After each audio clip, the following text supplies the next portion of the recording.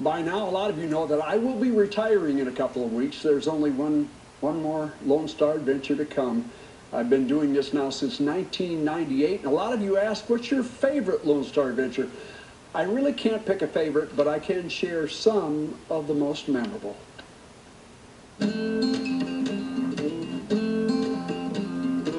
It began in 1998 when a Fox4 Good Day producer said he was interested in a travel recreation segment. I volunteered, and 20 years later, I put on a lot of miles. The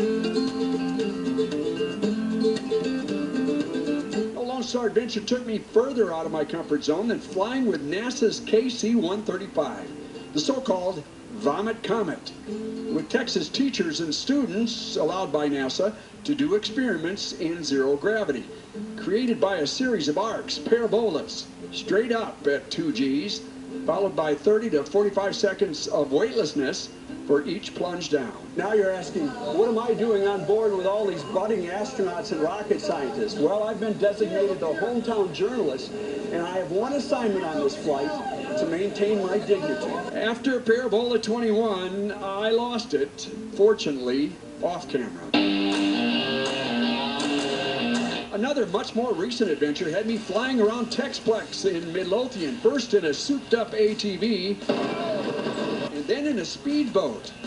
After repeated runs for the benefit of a drone, I discreetly lost it again. I thought without being spotted, but photographer Raul Cantu's GoPro had me dead to rights. Another adventure that tested my nerve involved the age-old sport of noodling. Hand fishing for giant catfish. There's snakes and stuff that you run into, and but they're usually more scared of you than you are them. But there won't be anything in that hole other than that big catfish. Caleb Wilhite gave me pointers with a big flathead he'd already caught, feeling around in nooks and crannies where it might be spawning. Once you find it, feel around some more until the irritated catfish grabs your hand. Reporter involvement often was part of the story. Some I turned out to be decent at, senior softball and later fast-pitch wooden bat baseball. But then too, watching me fall off a paddleboard, I guess, was entertaining. That was perfect. Okay. And even if the shot wasn't flattering, the GoPro on my chest as I leapt onto the blob at Unks Lake, for example, still turned out to be fun for me and I hope for the audience. Woo! From racing around Texas Motor Speedway in a NASCAR with Tony Stewart to puttering around in a Model T at a farm museum in Collin County. I think we just ran out of gas. There was always more adventure to find and share. Outdoor and recreational museums, favorite places I continue to return to, like Fossil Rim Wildlife Park near Glen Rose, and new stuff I'd never even heard of, like goat yoga. It's been quite a ride on horseback, along zip lines from high above the earth to scuba diving underwater. It's been quite the trip. Thanks for joining me.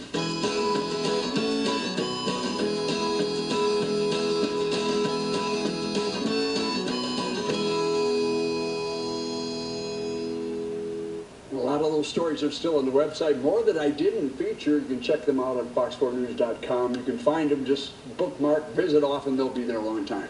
What a great job. Man, you have had a good run. I really have. Can't believe you've been getting paid all this time to do that. One day a week, I got fantastic. to just basically go out and do fun stuff. And you were willing to try just about anything, as long as it involved you losing Only it you at some are point or another. more willing to do crazy things than I am. I don't see, but yeah. It's amazing how often it involves sports, too. Yeah. You know? Yeah. And you actually ended up being a substitute sports anchor from time to time, Yes. too, and you did that very well. Your versatility is one of the many things I've admired I was about you. the third string only when they're really desperate sports anchor around here. So that was a good run, too. Yeah, I think I speak for all of us in saying you are truly an outstanding journalist. You have guided so many people who have walked through these doors, including me, and I don't want to get... Yes, don't do that to me. You are genuine, you are trustworthy, and you are truly an outstanding human being. Yes. And I know that's why so many people have embraced you over all of these years and why we love you so much. Okay. As I've told my friends all the time, what I'm really going to miss is the really close colleagues that I've had here. Now, I do want to, I'm going to be on one more time. My actual retirement date is May 1st, which is a Wednesday night.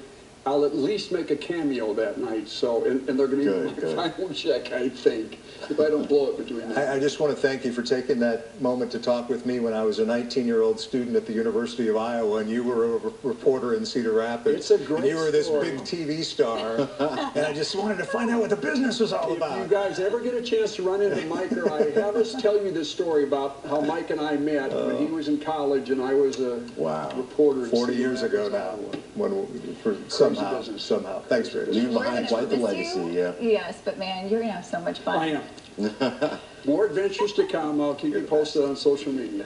Thank you, guys. Love you all. Oh, such a great way to end the weekend. Absolutely.